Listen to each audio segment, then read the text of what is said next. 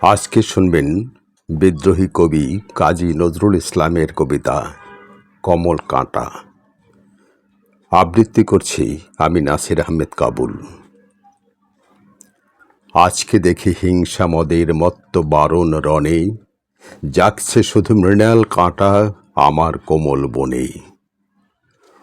উঠল কখন ভীম কোলাহল, আমার বুকের রক্ত কমল কে ছিঁড়িল বাঁধ ভরা জল সুধায় ক্ষণে ক্ষণে।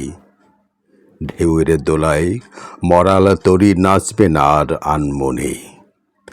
কাটাও আমার যায় না কেন কমল কেন যদি, সেনান বধুর সাপ শুধু আজ কোড়াই নিরবধি। আসবে কি আর পথিক বালা, পড়বে আমার মৃণাল মালা, আমার জলজ কাটার জ্বালা জ্বলবে মরিস মনে।